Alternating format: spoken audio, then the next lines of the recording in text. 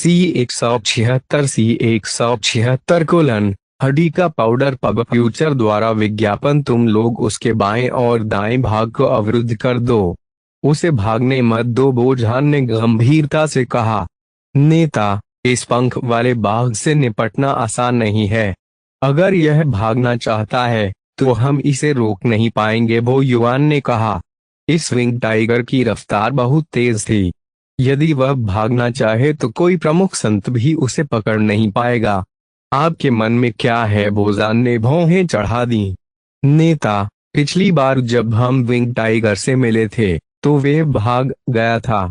उस समय से मेरे पास हमेशा कुछ विशेष हड्डी का पाउडर होता है जो विंग टाइगर को क्रोधित कर सकता है और उसे भागने के बजाय हम पर हमला कर सकता है, बो युआन ने ठंडी मुस्कान के साथ कहा। तुम्हारे पास वह हड्डी का पाउडर है? तो जल्दी करो और उसे बाहर निकालो, बोझान ने आश्चर्य से कहा। नेताजी, क्या इस तरह हड्डी का चूरा निकालना बर्बादी नहीं है? हम एक चारा लगा सकते हैं और उसे बीच में घेर सकते हैं।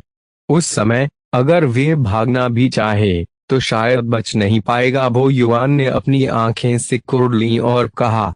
बोजान ने ये जेओ पर नजर डाली जो बहुत दूर नहीं था और तुरंत समझ गया कि बो युआन क्या सोच रहा था। जब तक हड्डी का चूर्ण था तब तक किसी चारे का उपयोग करने की कोई आवश्यकता नहीं थी। बो युआन का उद्देश्य स्पष्ट रूप से विंग टाइगर को घेरना नहीं था, बल्कि उस युवक को मारने का अवसर लेना था। हालांकि उनका उसे रोकने का कोई इरादा नहीं था। इसके बजाय उसने थोड़ा सिर हिलाया और कहा, जरूर, धन्यवाद कप्तान। बो युआन मुस्कुराए और बोझान को धन्यवाद दिया। फिर उसने एक आंख वाले व्यक्ति को किनारे खींच लिया और धीरे से कहा। एक क्षण में जब बो युआन ने उसे एक योजना बताई तो एक आंख वाला व्यक्ति अपना सिर हिलाता रहा। जब वे बात कर रहे थे, विंग टाइगर और बोजान के बीच लड़ाई अपने चरम पर पहुंच गई थी। बोजान का शरीर घावों से भरा हुआ था और विंग टाइगर को भी बोजान ने कई स्थानों पर काट दिया था। इस समय विंग टाइगर ने पहले ही पीछे हटने के बारे में सोच लिया था। यह समझ में आया कि यदि गतिरोध जारी रहा तो एक बार दुश्मन ने इसे घेर लिया तो यह खतरे में पड़ जाएगा। पब फ्यूचर द्वारा विज्ञापन। यह एक आंख वाला आदमी पहले ही पीछे हट गया था और टीम के बाकी सदस्यों को अपनी योजना के बारे में बताया था। टीम के बाकी सदस्यों ने तुरंत ये जियाओ के चारों ओर एक घेरा बना लिया और उसे घेर लिया। फिर एक आंख वाले व्यक्ति ने जमीन पर कुछ सफेद पाउडर छिड़क दिया। जब सफेद पाउडर हवा में तैरने लगा तो पंखों वाला बाघ जो जाने ही वाला था रुक गया। इसकी आंखें रक्त लाल हो गईं और ऐसा प्रतीत होता है कि यह थोड़ा पागल हो गया है।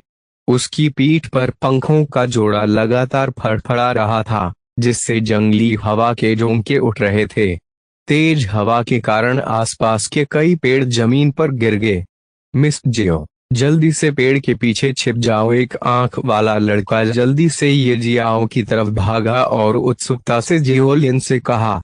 इस पंख वाले बाघ से निपटना बहुत मुश्किल है। जियोलिन ने थोड़ा भौहें चढ़ाई और कहा, यह मुश्किल नहीं है, बस थोड़ी परेशानी है। इतना कहने के बाद वे उसी समय मुड़ा और ये जियाओ की ओर देखा। उन्होंने कहा, भाई लिंग, एक आदमी के रूप में विंग टाइगर के खिलाफ इस लड़ाई में आप हमारी मदद कैसे करेंगे? जरूर। ये जियाओ ने उदासीनता से सिर हिलाया। वह बता सकता था कि इस आदमी के बुरे इरादे थे, लेकिन उसने इसे दिल पर नहीं लिया। वह देखना चाहता था कि इस आदमी का उद्देश्य क्या था। यह बहुत अच्छा है भाई लिंग, थोड़ी देर में इस सफेद पाउडर को आपके चारों ओर छिड़क देते हैं। आपको बस वहीं खड़े रहना है जहां आप हैं। एक आंख वाले व्यक्ति ने हड्डी का पाउडर निकालते हुए ये जियाओ को देने की कोशिश करते हुए कहा। यह क्या है? जियोलिन ने उत्सुकता से पूछा। यह एक दवा है जो किसी भी अराजक जानवर को बेहोश कर सकती है। हम आमतौर पर इसका इस्तेमाल कुछ शक्तिशाली अराजक जानवरों का शिकार करने के लिए करते हैं। इस एक आंख वाले आदमी ने बहुत पहले से झूठ तैयार किया था। हम थोड़ी देर में विंग टाइगर को भाई लिंग के पास मजबूर कर देंगे। भाई लिंग, आपकी ताकत अधिक नहीं है। यह आपको एक सफलता बिंदु के रूप में उपयोग करेगा और निश्चित रूप से आपके पीछे आएगा। लेकिन डरो मत। जब तक यह चार्ज करता है आपके पक्ष में, ये चूर्ण इसे खत्म करने में सक्षम होंगे, एक आंख वाले ने कहा। इस बंदे की बातें वाजिब और बिना किसी दोष के थीं। यदि यह कोई और होता तो वे वास्तव में इस पर विश्वास कर सकते थे। हालांकि ये जियाओ मूर्ख नहीं था। उसने सफेद पाउडर पर नजर डाली और उसकी आंखों में एक ठंडी नजर दौड़ गई। पब फ्यूचर द्वारा विज्ञापन एक अधिक तीसरे से आने वाले व्यक्ति के रूप में। जब वह बहुत छोटा था तब उसने अनगिनत किताबें पढ़ी थीं। उल्लेख करने की आवश्यकता नहीं है, उन्होंने फिर से स्टार वन क्षेत्र के क्यूरी परिवार में हजारों किताबें पढ़ीं। वह कैसे नहीं पहचान सका कि यह सफेद पाउडर क्या था। यह सफेद पाउडर कोई औषधीय पाउडर नहीं था, यह वास्तव में एक युवा पंख वाले बाघ की हड्डी का पाउडर था। मुझे लगता है कि आपको इस पर एक नजर डालनी चाहिए। इसमें कोई आश्चर्य नहीं कि यह पंखों वाला बाघ क्रोध की स्थिति में था। यह ठीक इसी हड्डी के चूर्ण के कारण था। विंग टाइगर्स एक प्रकार के अराजक जानवर हैं जो अन्य अराजक जानवरों से बहुत अलग हैं। उन्हें समूहों में रहना पसंद नहीं था, लेकिन वे अपनी तरह के लोगों के प्रति बहुत मिलनसार होते हैं। यदि कोई इस तरह की हानि पहुंचाने का दुस्साहस करता है तो वे अपनी पूरी ताकत से हमला करेंगे और अपराधी को मारने की कोशिश करेंगे। यह हड्डी का पाउडर बस इसे उत्तेजित करने के लिए हुआ था। वह इतना क्रोधित था कि वह केवल अपनी तरह का बदला लेना चाहता था। यदि उसने वास्तव में इस हड्डी के पाउडर को अपने चारों ओर छिड़क दिया होता तो शायद यह पंख वाला बाघ सोचता कि वह अपनी तरह के एक शिकार का शिकार करने वाला है और जब तक ये जियो मर नहीं जाता तब तक आराम नहीं करेगा। ठीक है, हालांकि ये जियाओ ने इसे सीधे तौर पर अस्वीकार नहीं किया। इसके बजाय उसने हल्के से अपना सिर हिलाया और कहा, हाँ हाँ भाई लिंग, आपका बहुत बहुत धन्यवाद। जब समय आएगा हम इस पंख वाले बाघ का शिकार करेंगे। हमारी मदद करने के लिए आप निश्चित रूप से आपको पुरस्कार देंगे। चेहरे पर मुस्कान के साथ कहते हुए एक आंख वाले आदमी की आंखों में चालाकी झलक रही थी। आपका स्वागत है, ये जियाओ ने बेहोश होकर कहा। भाई लिंग, मैं अब जाऊंगा। जब मैं तुम्हें इसे छिड़कने के लिए कहूंगा तो इसे छिड़क देना। इतना कहने के बाद वह एक और हट गया। यह देखकर कि इस एक आंख वाले व्यक्ति ने अपना मिशन पूरा कर लिया है, बोजान और बो युआन ने एक दूसरे की ओर देखा। वे दोनों चुपचाप ये जियाओ के करीब आ जाते हैं और विंग टाइगर को अपने पीछे लाने की कोशिश करते हैं। कुछ देर बाद एक आंख वाले ने तुरंत कहा, भाई लिंग, पाउडर छिड़को। पब फ्यूचर द्वारा विज्ञापन। जब तक ये जियो ने जमीन पर हड्डी का पाउडर छिड़का, विंग टाइगर ये जियो को मारने की कीमत की परवाह किए बिना निश्चित रूप से ये जियो की स्थिति की ओर दौड़ेगा। उस समय ये जियो के मारे जाने के बाद वे एक बार फिर विंग टाइगर को घेर लेंगे और उसे मार देंगे। अब ये लोग पहले से ही तैयार थे। हालांकि ये जियाओ अभी भी वहीं खड़ा था जहां वह था और वह बिल्कुल भी नहीं हिला। भाई लिंग, आप किसका इंतजार कर रहे हैं? अपने चारों ओर पाउडर छिड़के एक आंख वाले आदमी ने उत्सुकता से कहा। ये जियो ने उसे नजरअंदाज कर दिया और धीरे से हड्डी के पाउडर का बैग निकाल लिया। जैसे ही उसने हड्डी का चूरा निकाला, विंग टाइगर का भागने का विचार खत्म हो गया। वह दहाड़ता हुआ ये जियाओ की ओर दौड़ा। ठीक इसी समय ये जियाओ ने अपनी उंगली हिलाई। कैओ सूरजा हड्डी के पाउडर के चारों ओर लिपट गई और तीर की तरह बो युआन के सिर की ओर उड़ गई। हड्डी का चूर्ण बो युआन के शरीर पर भारी पड़ा और तुरंत पूरे आकाश में बिखर गया। इससे पहले कि बो युआन समझ पाता कि क्या हो रहा है, हड्डी का चूर्ण उसके चारों ओर लिपट चुका था। वह अवाक रह गया। चूंकि यह एक पाउडर है, हमें इसे जमीन पर क्यों डालना है? इसे सिर्फ इसके शरीर पर क्यों नहीं फेंकना चाहिए? क्या यह बेहतर नहीं होगा? ये जियाओ ने पाउडर फेंकने के बाद हल्के से कहा। उनका लक्ष्य स्पष्ट रूप से बो युआन पर था, लेकिन उन्होंने बेशर्मी से कहा कि उन्होंने विंग टाइगर पर पाउडर फेंका था। ये जियो, तुम मरने के लायक हो। जब बो युआन ने यह देखा तो वे गुस्से से चिल्लाया। उसकी दोनों आंखें खून से लाल हो गई थीं। उसकी इच्छा थी कि वह अभी ये जियाओ को 1000 टुकड़ों में काट दे। हालांकि यह विंग टाइगर पहले ही उसकी ओर दौड़ चुका था। विंग टाइगर ने अपना खूनी मुंह खोला, जिससे अनगिनत जंगली आंधियां दिखाई देने लगीं। ये जंगली आंधियां उसे मजबूती से नियंत्रित कर रही थीं। बो युआन को अब किसी और चीज की परवाह नहीं थी, क्योंकि वे पूरी तरह से विंग टाइगर के तेज पंजे के नीचे था। पंखों वाले बाघ के नुकीले पंजे चांदी की रोशनी से टिमटिमा रहे थे। पलक झपकते ही उसका पंजा उसकी गर्दन की ओर लग चुका था। इस समय बो युआन की आंखें डर से भर गईं। यह पहली बार था जब उसने विंग टाइगर के हमले का इतनी जल्दी सामना किया था।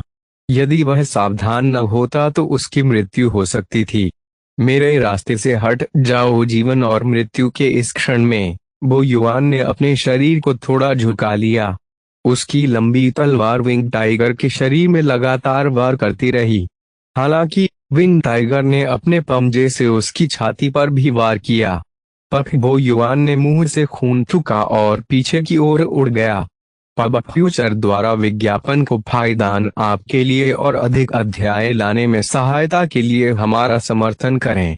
संपर्क करें -- साइट मैप दान करें। 177 अध्याय 177 बो युआन की योजना। पब फ्यूचर द्वारा विज्ञापन। बो युआन न केवल टीम के वाइस लीडर थे, वे स्कारलेट सिटी के बो परिवार से भी थे। परिणाम स्वरूप जब बो युआन ने आदेश दिया तो उनकी टीम के सदस्यों ने तुरंत ये जियो के चारों ओर एक घेरा बना लिया और विंग टाइगर के आने का इंतजार करने लगे।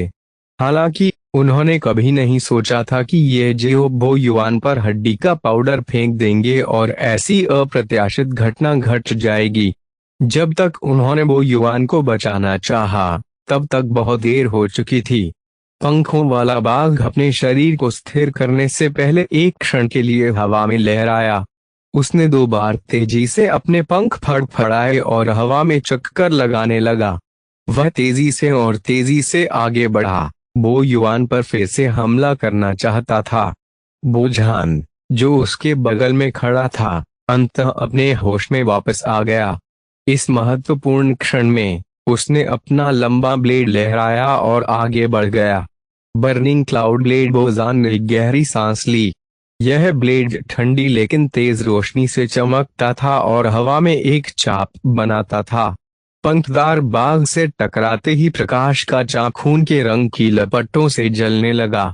गर्जन। विंग टाइगर ने ब्लेड को जमीन पर गिरने दिया। अपने शरीर को स्थिर करने से पहले वे 2 बार दर्द से कराह उठा। इसने बो युआन को अनिच्छा से देखा। विंग टाइगर समझ गया कि यदि गतिरोध जारी रहा तो जब इन मनुष्यों ने उसे घेर लिया तो यह उसके लिए नुकसानदेह होगा। उस समय यह बच नहीं पाएगा। विंग टाइगर ने बो युआन को नफरत से देखा। अचानक उसने अपने पंख फड़फड़ाए और दूसरी दिशा में उड़ गया। पलक झपकते ही पंखों वाला बाघ जंगल में गायब हो गया। क्या आप ठीक हो? बोझान ने एक कदम आगे बढ़ाया और भौहें चढ़ाते हुए पूछा। आपकी चिंता के लिए धन्यवाद नेताजी। मैं ठीक हूँ, बो युआन ने आपदा से बचने के बाद कहा। इस समय टीम के अन्य सदस्यों के चेहरे उदास हो गए और उन्होंने ये जियो को शत्रुता से देखा, विशेषकर यह एक आंख वाला आदमी। उसका हृदय 30% भय और 70% क्रोध से भरा हुआ था। पब फ्यूचर द्वारा विज्ञापन। एक आंख वाले आदमी ने अचानक अपना ब्लेड निकाला और ये जियाओ की ओर तेजी से चला। उन्होंने ये जियाओ की ओर देखा और कहा, बच्चे, मैंने तुमसे इस पाउडर को जमीन पर छिड़कने के लिए कहा था। तुमने इसे जमीन पर क्यों नहीं छिड़का और इसके बजाय इसे वाइस लीडर बो पर फेंक दिया? उसे डर था कि बो युआन को संदेह होगा कि उसने अच्छा आदेश नहीं दिया, जिसके कारण यह स्थिति पैदा हुई और बो युआन उससे नफरत करेगा। बो युआन इस टीम के वाइस लीडर थे और वे सिर्फ एक साधारण सदस्य थे। यदि बो युआन उससे निपटना चाहता तो जब तक वह उसे इस मिशन के दौरान एक खतरनाक जगह पर भेज देता, वह जीवित नहीं लौट पाता। मैं बस आपसे पूछने ही वाला था, आपने कहा कि यह औषधीय पाउडर इस कैओस बीस्ट को बेहोश कर सकता है। मैंने अभी अभी मौके को अच्छी तरह से समझा और इसे कैओस बीस्ट की ओर फेंक दिया। खैर, मैं बस थोड़ा सा चूक गया और वाइस लीडर बन गया लक्ष्य। वैसे भी पाउडर न केवल वाइस लीडर बो पर गिरा, बल्कि विंग टाइगर बेहोश क्यों नहीं हुआ, ये जियाओ ने शांति से पूछा। मैं, एक आंख वाला आदमी एक पल के लिए अवाक रह गया। उसने चुपचाप बो युआन की ओर देखा। बो युआन का चेहरा उदास था। उन्हें गंभीर चोट लगी थी। अगर वह थोड़ा सा भी हिलता तो उसे अपने घाव से जलन महसूस होती। इस आदमी को अपनी ओर ताकते देखकर उसने मन ही मन धिक्कारा। फिर उसने धीरे से कहा, भाई लिंग, इस बार आपकी गलती नहीं है। यह मेरा गलत अनुमान था। मुझे उम्मीद नहीं थी कि ये पाउडर विंग टाइगर के खिलाफ अप्रभावी होंगे। वाइस लीडर बो, यह, जैसे ही उसने कहा, एक आंख वाले व्यक्ति की अभिव्यक्ति बदल गई। अब कहने की जरूरत नहीं, बो युआन ने अपनी आंखें सिकुड़ लीं और अपना सिर हिला दिया। उसने गहरी सांस ली और फिर बोजान से माफी मांगते हुए कहा, नेता, यह मेरी जिम्मेदारी है। मैं सजा स्वीकार करने को तैयार हूँ। इस मिशन के लिए आपका इनाम चला गया है। इतना कहने के बाद बोजान एक तरफ हट गए और कहा, हम थोड़ी देर आराम करेंगे। हम अपनी यात्रा जारी रखेंगे, धन्यवाद नेताजी। पब फ्यूचर द्वारा विज्ञापन। बो युआन को राहत महसूस हुई। बोजान ने इस बार केवल इनाम काटा और सजा का पालन नहीं किया। यह उसके लिए पहले से ही बहुत अच्छा परिणाम था। आखिरकार यह सब उसके अपने विचारों के कारण ही था कि विंग टाइगर भागने में सफल रहा। सबसे महत्वपूर्ण बात यह है कि वह ये जियो से निपटना चाहता था ताकि उसे जियो लिन के साथ खेलने का मौका मिल सके, बेशक उनकी असली ताकत से पूरी तरह से अनजान। बोजान ने उसे पहले ही चेतावनी दे दी थी कि यह मिशन महत्वपूर्ण है और वह नहीं चाहता कि कोई नई समस्या उत्पन्न हो। बोजान की सजा उसके लिए पहले से ही दया का कार्य थी, और ऐसा शायद इसलिए हुआ क्योंकि वो दोनों चचेरे भाई बहन थे। ये जियो से किसी ने कुछ नहीं कहा। मुझे लगता है कि आपको इस पर गौर करना चाहिए वाइस लीडर बो, क्या आप ठीक हैं इस समय? वह एक आंख वाला आदमी चुपचाप बो युआन की तरफ चला गया और भौहें चढ़ाकर पूछा। मैं ठीक हूँ, बो युआन ने अपना सिर हिलाया और कहा। बो युआन ने गोलियां निगल लीं और उन पर कुछ दवा लगा दी। उसके शरीर पर अभी अभी लगे भयानक घावों की पपड़ी बन चुकी थी।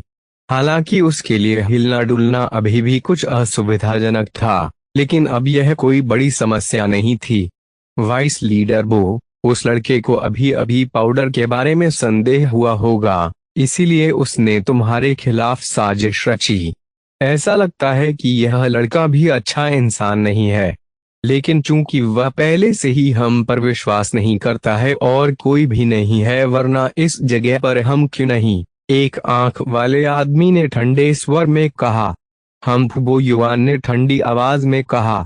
क्या उसके लिए उसे इतनी आसानी से मारना आसान नहीं होगा? क्या मेरी चोटें व्यर्थ नहीं होंगी? वह यह कारण बताना चाहता था कि यह जियाओ की मृत्यु एक दुर्घटना के कारण क्यों हुई, न कि इसलिए कि वे उसे मारना चाहते थे। उनका लक्ष्य सटीक रूप से जियो लिन के लिए था। अन्यथा जंगल में प्रवेश करने और आसपास किसी के न होने की जगह मिलने पर वह ये जियाओ को मार सकता था। उसे इतनी परेशानी क्यों उठानी पड़ेगी? वाइस लीडर बो, आपका मतलब यह है? एक आंख वाले व्यक्ति ने पूछा। चिंता मत करो, मैं जल्द ही उसे उसके मरने की कामना करूंगा, बो युआन ने उग्रता से कहा। हे, मैं वह करने में असमर्थ था जो आपने अभी मुझसे करने को कहा था। इस मामले को मुझ पर छोड़ दो। मैं वादा करता हूँ कि मैं यह सुनिश्चित करूंगा कि वह मौत की भीख मांगेगा। एक आंख वाला आदमी बुरी तरह मुस्कुराया और बोला, ठीक है, यदि तुम मुझ पर कोई और चालाकी करने का साहस करते हो तो तुम्हारे साथ अभद्र व्यवहार करने के लिए मुझे दोष मत दो, बो युआन ने नफरत से कहा। यह वास्तव में अभी एक दुर्घटना थी।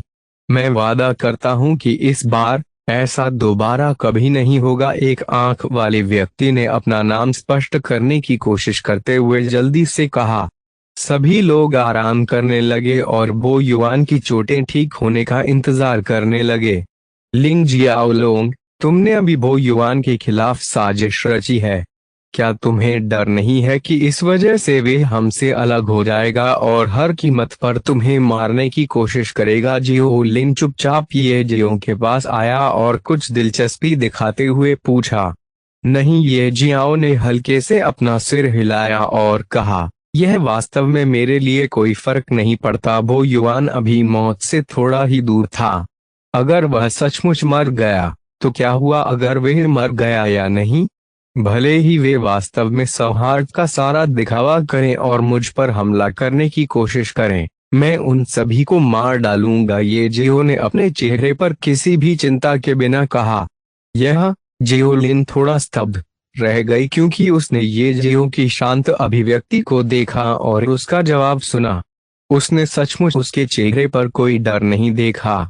हालांकि उसके पिता ने उसे बताया कि ये जियो पहले से ही एक लघु संत है। बोझान भी एक लघु संत है। बताने की जरूरत नहीं, वहां अन्य भी थे। क्या वह सचमुच नहीं डरता? यदि यह वे है तो उसे विश्वास है कि वह अपनी ताकत से पूरी टीम को हरा सकती है। लेकिन उसे ये जियाओ की ताकत पर भरोसा नहीं था। लेकिन इस समय उसे यह भी एहसास हुआ कि ये जियो वे नहीं थी और वे वास्तव में नहीं जानती थी कि ये जियो के पास किस तरह के कार्ड हो सकते हैं। लगभग 1 घंटे तक सभी ने आराम किया। बो युआन का शरीर बाहरी चोटों से भरा था। बहुमूल्य औषधियों एवं जड़ी बूटियों के उपचार से वे अब मूलतः ठीक थे। तभी वे उठे और अपनी यात्रा जारी रखी। यात्रा अपेक्षाकृत शांतिपूर्ण रही। विंग टाइगर के अलावा उनका अभी अभी सामना हुआ था जिसने उनकी टीम के लिए कुछ परेशानी पैदा कर दी थी। रास्ते में उनका सामना करने वाले अन्य अराजक जानवरों में से कोई भी इतना शक्तिशाली नहीं था कि किसी की जान को खतरा हो। जब ये अराजक जानवर उनसे मिले तो उनके पास मारे जाने से पहले भागने का समय भी नहीं था। उनके समूह ने एक के बाद एक ब्लड प्लेन माउंटेन को पार किया और जल्द ही 3 दिन बीत गए। उनकी गति बिल्कुल भी कम नहीं थी। वे ब्लड प्लेन द्वीप की तलाश में एक अलग ब्लड प्लेन पर्वत की सीमा में प्रवेश करने के लिए तेजी से ब्लड सागर पार कर रहे थे। पब फ्यूचर द्वारा विज्ञापन को फायदान आपके लिए और अधिक अध्याय लाने में सहायता के लिए हमारा समर्थन करें। संपर्क करें साइट मैप दान करें सीट 178 अध्याय 178 रक्त भक्षण। रास्ते में ये जियो और अन्य कई अन्य टीमों से मिले लेकिन कोई भी परेशानी नहीं चाहता था, इसलिए किसी ने हमला नहीं किया। ये जियाओ को चिंता थी कि वह जिसके लिए यहाँ आया था वह चूक सकता है और कुछ करने से पहले ही उसके भाग्य से जुड़ा खजाना चोरी हो सकता है। सौभाग्य से ऐसा कुछ नहीं हुआ और अभी भी समय था। इसी समय बहुत दूर से एक धीमी आवाज धीरे धीरे आई। ये जियो और जियोलिन थोड़ा घबरा गए। ऐसा प्रतीत नहीं हो रहा था कि यह ध्वनि उनसे बहुत दूर आ रही है, लेकिन वे वास्तव में इस ध्वनि के स्थान को लॉ करने में असमर्थ थे। क्या चल रहा था? उसी समय ये जियो और जियोलिन चौंक गए। बो युआन आगे बढ़ गया। उनके शरीर पर लगी चोटें पहले ही ठीक हो चुकी थीं। अभी जो कुछ हुआ उसके बाद उसने हमेशा ऐसा व्यवहार किया मानो उसे कोई परवाह ही न हो। लेकिन इससे ये तो साबित हो गया कि वो जरूर कोई साजिश रच रहे थे। बो युआन जियोलिन की ओर दौड़ा और मुस्कुराया। मिस जियो, यंग मास्टर, ये इतने दिनों के प्रयास के बाद हम आखिरकार ब्लड प्लेन द्वीप का पता लगाने में कामयाब रहे। ब्लड प्लेन द्वीप हमारे ठीक सामने है। जो आवाज आपने अभी सुनी है वह यहीं से आई है। ब्लड प्लेन द्वीप हमारे ठीक सामने है। जियोलिन की आंखें चमक उठीं। यह सही है, हम ब्लड प्लेन द्वीप से 1 घंटे से भी कम की दूरी पर हैं। बो युआन ने उसे प्यार से याद दिलाया। लेकिन मिस जियो, ब्लड प्लेन द्वीप वास्तव में खतरे से भरा है। अगर हम एज़्योर डिवाइन पर्ल को ढूंढना चाहते हैं तो हमें भाग्य पर निर्भर रहना होगा। क्या आप वाकई हमारे साथ जाना चाहती हैं? जब बो युआन ने यह कहा तो उसने ये जियो की ओर देखा और बेहोश होकर कहा, मैं ब्लड प्लेन द्वीप में आपकी सुरक्षा की गारंटी नहीं दे सकता।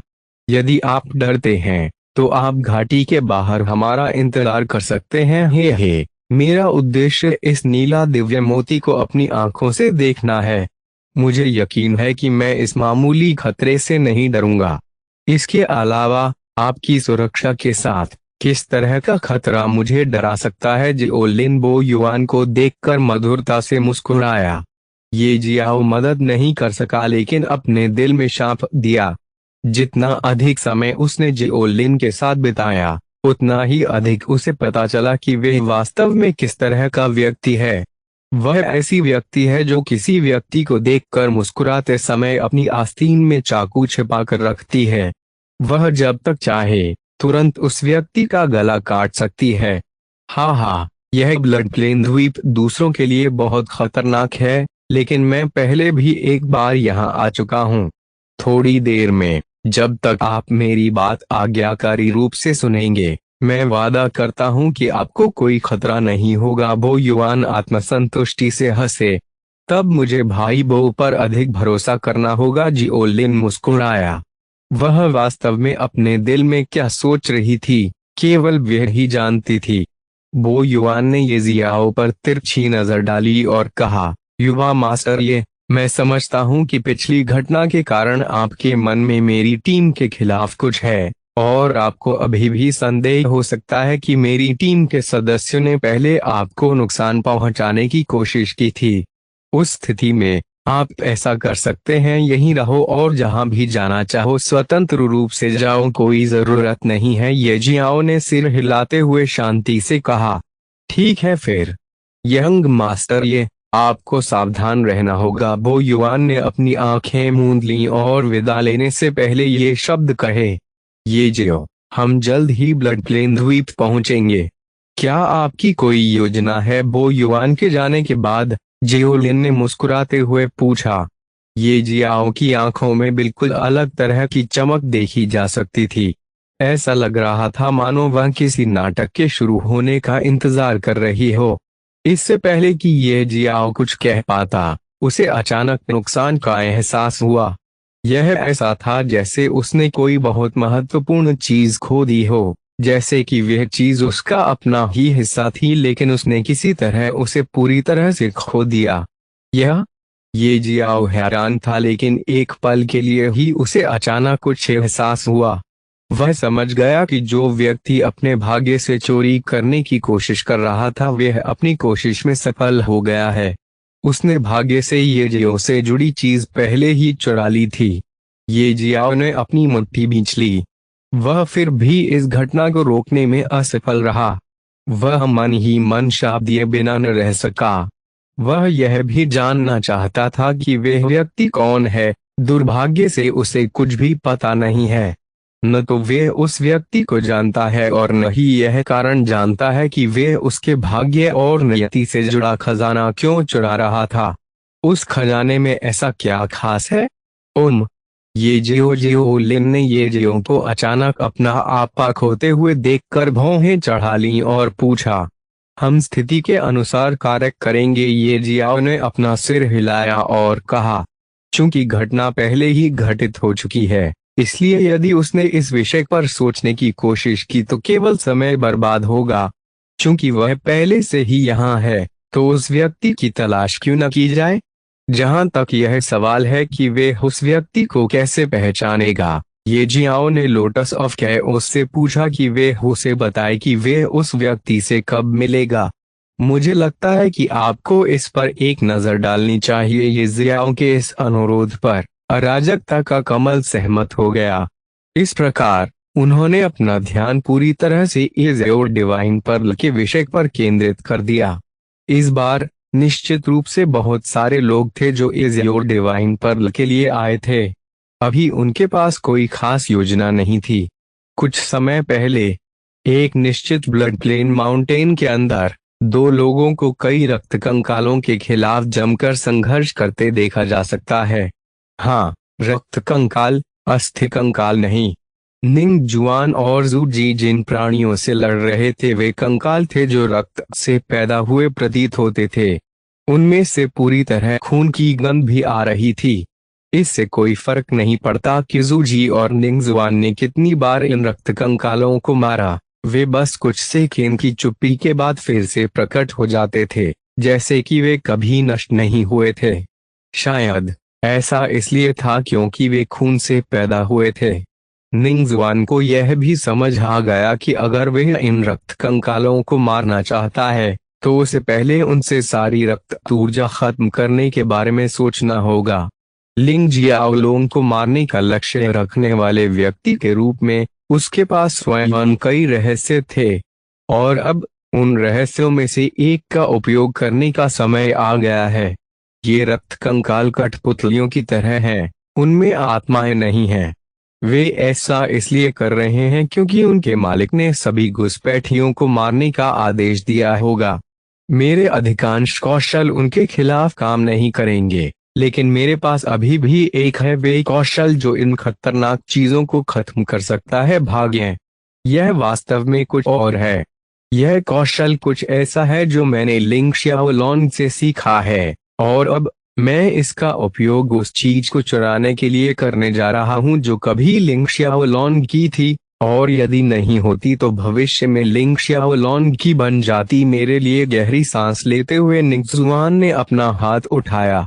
लाल रोशनी चमकी और उसके हाथ पर एक राक्षस के समान तराजू उभरने लगे, जो जल्द ही लाल तराजू के साथ एक राक्षस के पंजे में बदल गया।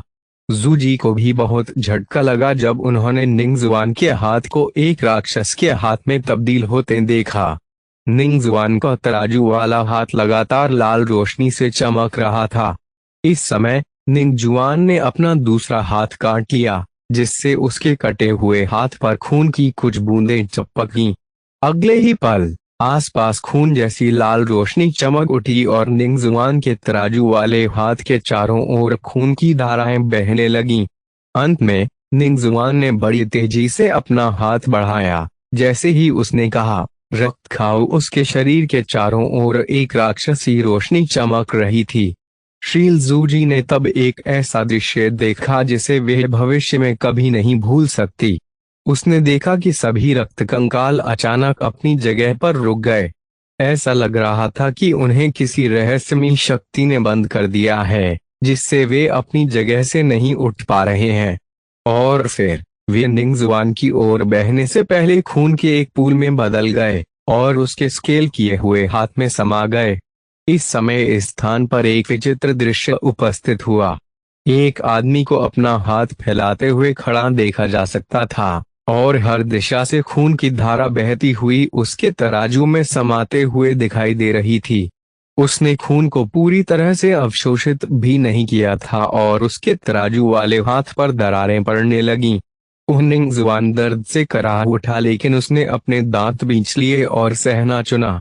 साथ ही उन्होंने बुदबुदाते हुए कहा, जब तक मेरे पास समय था तब तक मुझे यह कौशल लिंग जियाओलोंग से पूरी तरह से सीख लेना चाहिए था। मैं उस कौशल का केवल 10% ही सीखने में कामयाब रहा।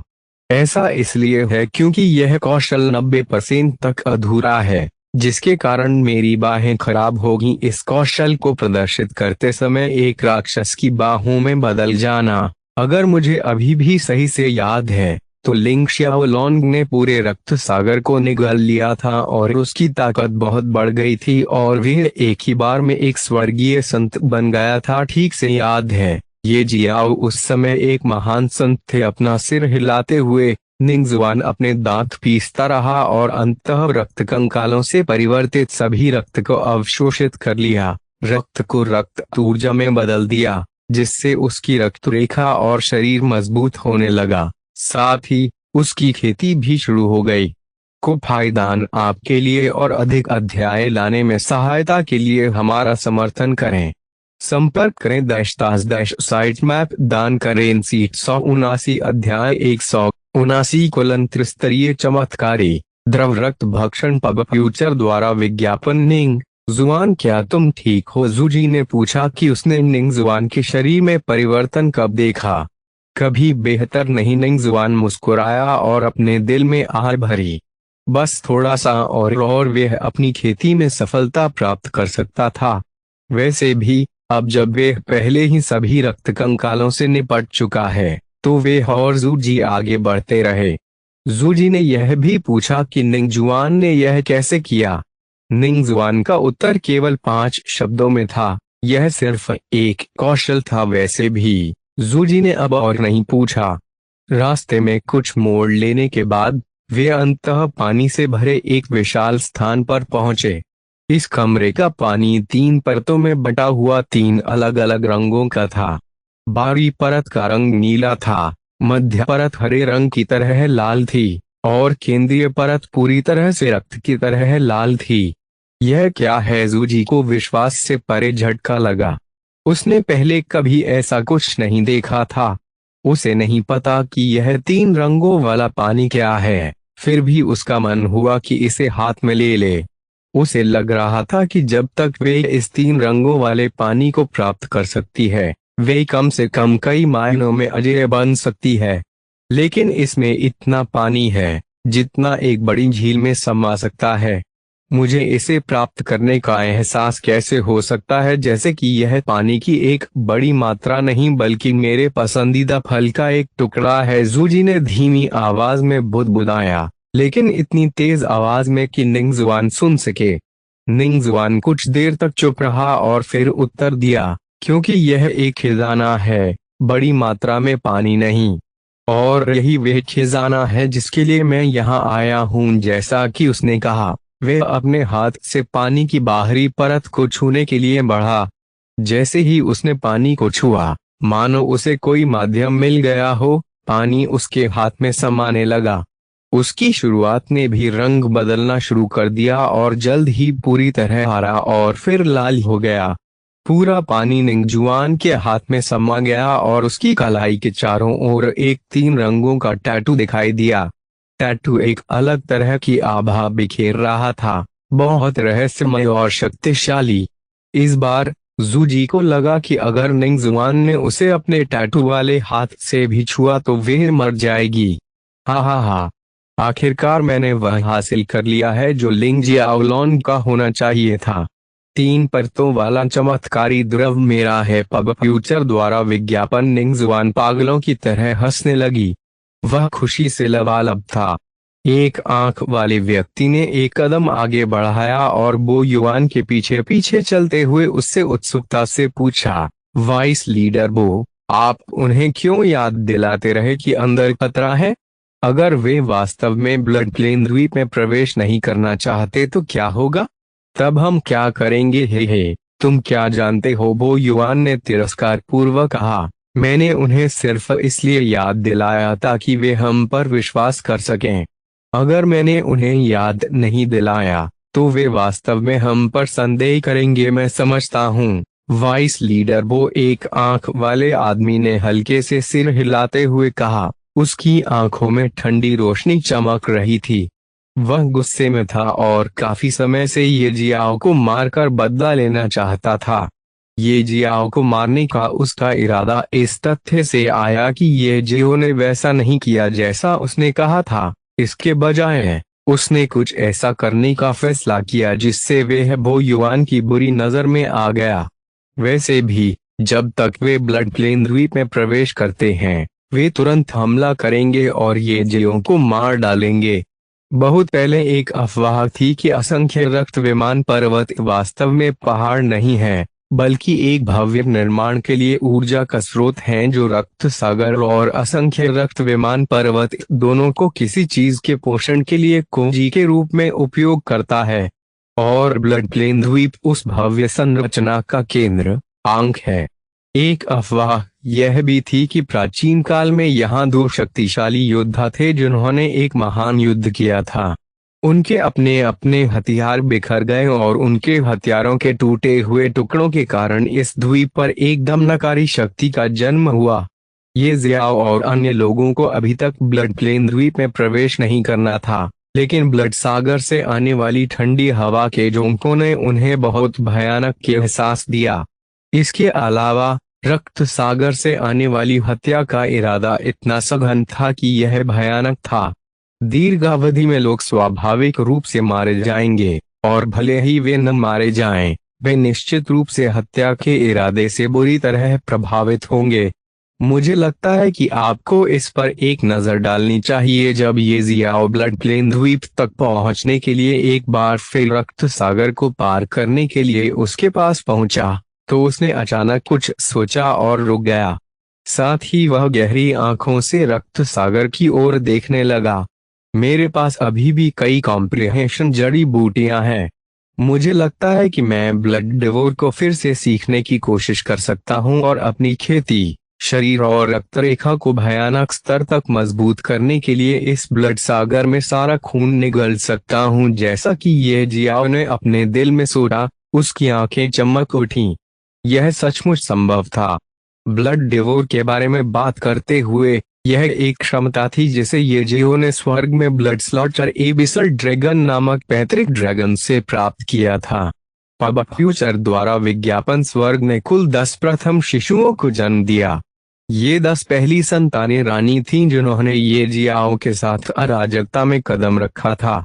उस समय येजियाओ को एक बड़े खतरे का आभास हुआ जो स्वर्ग को नष्ट कर सकता था, और रानी का उस खतरे से कोई मुकाबला नहीं था। इसलिए उसने सबसे पहले रानी को विदा किया। रानी का जन्म पौधों, किसी भी प्रकार के पौधों को नियंत्रित करने की क्षमता के साथ हुआ था। वह अपनी क्षमता से रेगिस्तान को भी जंगल में बदल सकती थी। लेकिन यह उसके बारे में सबसे डरावनी बात नहीं है। उसकी सबसे भयानक क्षमता किसी भी तरह की परिस्थिति और माहौल में खुद को ढालने की क्षमता है। यही कारण है कि वह शून्य में विक्षिप्त ऊर्जा को जल्दी से अनुकूलित करने में सक्षम थी और सुरक्षित रूप से दूर जाने में सक्षम थी। और दूसरी ओर येजियो को उस महान दुश्मन के खिलाफ लड़ना था। उसने दुश्मन को मारने के लिए खून की क्षमता, कैजुअल पनिशमेंट, का इस्तेमाल किया, और इस प्रक्रिया में वह प्रतिक्रिया से नष्ट हो गया क्योंकि उसका शरीर और आत्मा उस समय उस क्षमता को प्रदर्शित करने के लिए पर्याप्त शक्तिशाली नहीं थे।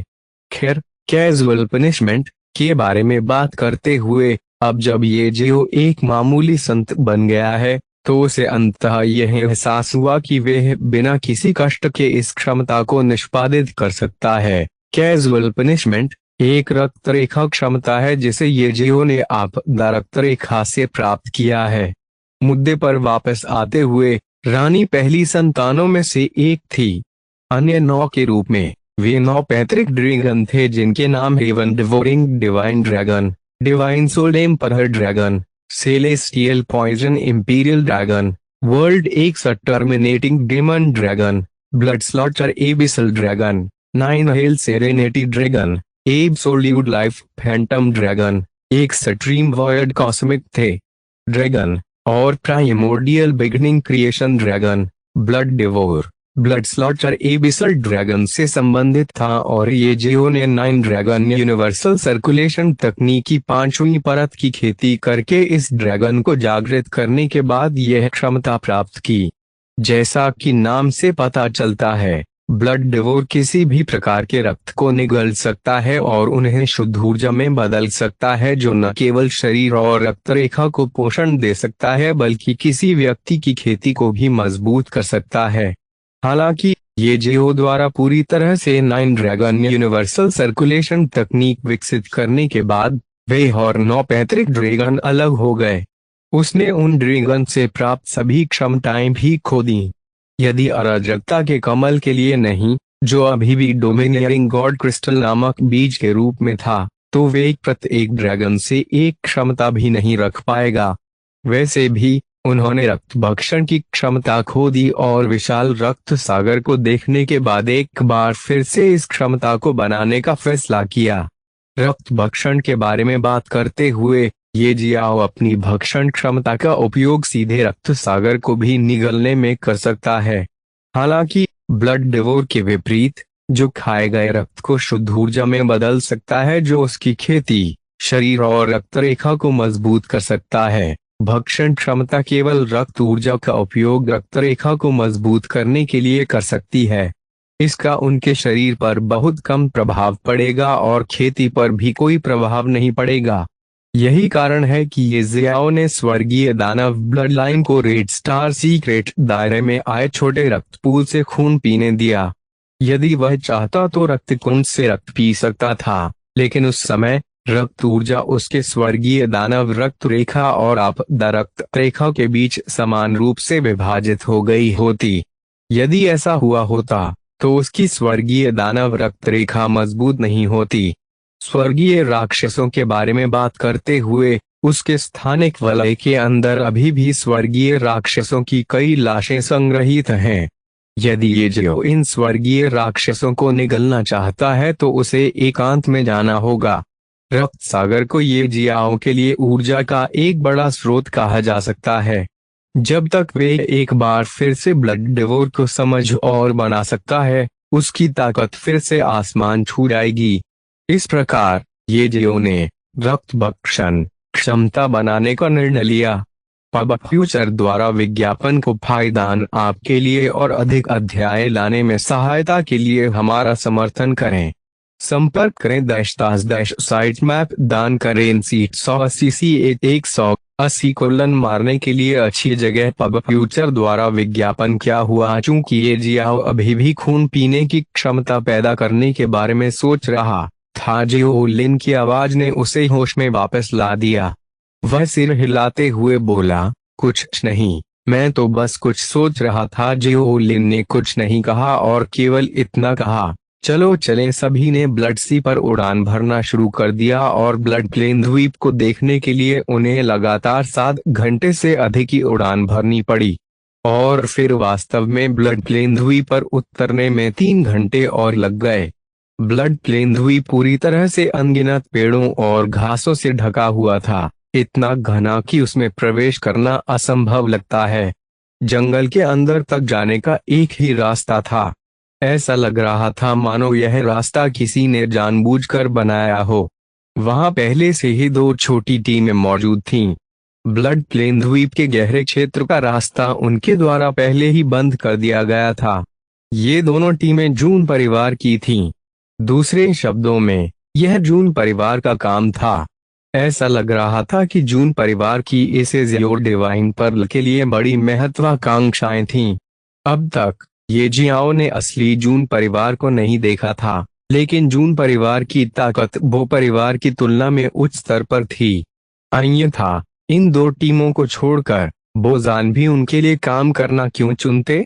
क्या यह वास्तव में सिर्फ इसलिए है क्योंकि जून परिवार का युवा गुरुवार लाल आकाश क्षेत्र में अधिकती बलों में से एक का शिष्य है? ये मामला इतना आसान नहीं लगता। इस जून परिवार में उससे कहीं अधिक होना चाहिए जो वे सतह पर दिखाते हैं या जिनके बारे में लोग जानते हैं। ये जियो को बिल्कुल विश्वास नहीं था कि जून परिवार वास्तव में इन टीमों पर भरोसा करेगा। उनके पास निश्चित रूप से कई तुरुप के पत्ते थे जिनका उन्हें अभी भी उपयोग करना था। ये दोनों टीमें असंबद्ध लोगों को प्रवेश करने से रोकने के लिए घाटी के प्रवेश द्वार की सुरक्षा के लिए मुख्य रूप से जिम्मेदार थीं। वे केवल कुछ दुष्ट कृषकों को ही रोक सके। स्वाभाविक रूप से वे किसी भी प्रमुख शक्ति को रोकने की हिम्मत नहीं करेंगे। वे केवल कुछ समय के लिए पंजीकरण कर सकते थे और जून परिवार को समाचार वापस भेज सकते थे। चलो अंदर चले। बोजान और अन्य लोगों के पंजीकृत होने के बाद ये जियो ने ब्लड प्लेन द्वीप में उनका पीछा किया। जहां तक इस बात का सवाल है कि बोझान ने पंजीकरण क्यों कराया, जबकि वे स्पष्ट रूप से जून परिवार के लिए काम कर रहा था, ऐसा इसलिए हुआ होगा क्योंकि जून परिवार नहीं चाहता कि दूसरों को पता चले कि बो परिवार का प्रतिनिधित्व करने वाला बोझान उनके लिए काम कर रहा है। जैसे ही उसने ब्लड प्लेन द्वीप में कदम रखा, ये जियाओ को लगा कि एक अस्पष्ट शक्ति ने उसे अपनी जगह पर बंद कर दिया है। हालांकि उसका साधना आधार इतना शक्तिशाली है कि वह इस ताकत को पूरी तरह से नजरअंदाज कर सकता है। यह प्रतिबंध थोड़ा दिलचस्प है। ये जियाओ की आंखों में आश्चर्य की झलक दिखी। यह जगह साधारण नहीं थी। वह पहले से ही एक मामूली संत थे, लेकिन फिर भी वे अभी भी दबाव महसूस कर सकते थे। यह साबित करने के लिए काफी था कि यह जगह उसकी कल्पना से भी ज्यादा रहस्यमय है। मिस जियो, इस बार हम शामिल के दायरे में खोज के लिए मुख्य रूप से जिम्मेदार हैं। बो युआन ने अपनी आंखें सिकोड़ लीं और कहा, यह केवल ब्लड प्लेन द्वीप का बाहरी क्षेत्र है, यहाँ बहुत अधिक खतरे नहीं हैं। मिस जियो, थोड़ी देर में मेरे पीछे आओ। कोई बात नहीं, जियो लिन ने सिर हिलाया और कहा, यंग मास्टर, ये आप हमारे नेता की टीम में शामिल होंगे तो कैसा रहेगा? बो युआन ने कहा, जरूर। ये जियाओ ने सिर हिलाया। युवा मास्टर लिंग, आपको कुछ समय के लिए हमारे नेता का अनुसरण करना होगा, अन्यथा अगर यहाँ आपके साथ कुछ होता है तो मैं इसे मिस जियो को नहीं समझा पाऊंगा। वो युवान ने मुस्कुराते हुए उसे याद दिलाया। रास्ते में टीम पहले से ही 3 समूहों में विभाजित थी। वे 3 अलग अलग दिशाओं में खोज के लिए जिम्मेदार थे। एक साधारण समझौते के बाद वे 3 अलग अलग दिशाओं में चले गए। पब फ्यूचर द्वारा विज्ञापन उनके जाने से पहले बो युआन ने गुप्त रूप से उस एक अंक वाले व्यक्ति से नजरें मिलाईं। एक अंक वाले व्यक्ति ने थोड़ा सिर हिलाया और ये जियाओ की स्थिति की ओर गला काटने वाला इशारा किया। जियोलिन भी ये जियो को दिलचस्पी से देख रहा था। उसने इस मामले में कुछ भी नहीं कहा या हस्तक्षेप करने की कोशिश नहीं की, क्योंकि वे पहले से ही जानती थी कि यह जियो सरल नहीं है। एक ऐसे व्यक्ति के रूप में जो क्लाउडी स्काई क्षेत्र की अधिपति सेनाओं में से एक से आया था और संभवतः एक छोटी संत थी, उसे यकीन था कि अगर ये लोग ये जियो के खिलाफ कार्रवाई करने की हिम्मत करेंगे तो वे मर जाएंगे। मैंने कहा कि एक लघु संत बनने की संभावना है, क्योंकि जियो लिन की नजर में उसके पिता ने उनसे कहा था कि ये जियो इतनी कम उम्र में एक लघु संत बन गई है। वह ये जियाओ की खेती के आधार को देखने में असमर्थ थी और ये जियाओ ने भी उसे कभी नहीं बताया या उसे अपनी ताकत नहीं दिखाई। मुझे लगता है कि आपको इस पर एक नजर डालनी चाहिए। जब ये जियाओ और अन्य लोग घाटी में 20 मील से अधिक गहरे थे तो उन्होंने बोझान को अचानक अपने रास्ते पर रुकते देखा। टीम के 2 सदस्य जो उसका पीछा कर रहे थे वे भी अपनी जगह पर रुक गए। उन्होंने अपने चेहरे पर एक क्रूर मुस्कान के साथ ये जियाओ को देखा। लिंग जियाओलोंग, आप इस जगह के बारे में क्या सोचते हैं? इस एक आंख वाले आदमी ने एक कदम आगे बढ़ाया और एक क्रूर मुस्कान के साथ ये जियाओ से पूछा। यह सचमुच एक अच्छी जगह है। ये जियाओ अपनी जगह पर रुक गया और उदासीनता से उसकी ओर देखा। उसने भी चारों ओर देखा और पाया कि यह जगह वास्तव में किसी को मारकर उनकी लाशें यहाँ छोड़ने के लिए सबसे अच्छी जगह है। हे, यह बहुत अच्छा है कि आप संतुष्ट हैं। यह स्थान आपका कब्रिस्तान हो सकता है, एक आंख वाले ने जोर से हंसते हुए कहा। ये जियाओ के चेहरे पर अभी भी वही अलग भाव थे। उन्होंने इन लोगों को गंभीरता से नहीं लिया। उसे यह स्वीकार करना होगा कि ऐसा इसलिए था क्योंकि वे इन लोगों के साथ यात्रा कर रहा था कि वे बिना किसी परेशानी के कुछ ही दिनों में ब्लड प्लेन द्वीप में प्रवेश करने में सक्षम हो गया। यदि वे न होते तो शायद वे अभी भी एक ब्लड प्लेन माउंटेन से दूसरे ब्लड प्लेन माउंटेन तक भटक रहा होता। जब हम कुछ दिन पहले विंग टाइगर से मिले थे तो आपने आज्ञाकारी रूप से अपने चारों ओर हड्डी का पाउडर क्यों नहीं छिड़का? समय आने पर हम आपकी लाश को इकट्ठा करने में आपकी मदद करेंगे। अंत में आपने ऐसा करने से इनकार कर दिया, आदेश दिया। आपने न केवल अपने चारों ओर हड्डी का पाउडर नहीं छिड़का बल्कि आपने हमारे उपनेता बो को भी गंभीर रूप से घायल कर दिया। इस एक आंख वाले आदमी ने नफरत से कहा। उनके दिल में जो गुस्सा था वे उनकी आंखों में साफ देखा जा सकता था। जल्दी से उसे खत्म करो, हमारा मिशन अधिक महत्वपूर्ण है इस समय, बुजान ने कुछ असंतोष के साथ कहा। वह समय बर्बाद करने के मूड में नहीं था। हाँ नेताजी, इस एक आंख वाले व्यक्ति ने सिर हिलाया और जल्दी से अपना हथियार निकाला। ये जियाओ की ओर इशारा किया और कहा, हे बच्चे, हमारे कप्तान ने बात की है, अब तुम मरने जा रहे हो। यह वाइस लीडर बो को अपमानित करने का परिणाम है बच्चे। अब तुम्हें समझ में आया कि मैं तुम्हें इस जगह पर क्यों लाया? क्योंकि हम तुम्हें मारना चाहते हैं। जहां तक तुम्हारी लाश की बात है, हे वहां देखो, वह लोहे की चींटियों की एक गुफा है। थोड़ी देर में मैं तुम्हें मारकर उस चींटी की गुफा में फेंक दूंगा। धीरे धीरे वे लोहे की चींटियां तुम्हारी लाश को पूरी तरह से खा जाएंगी।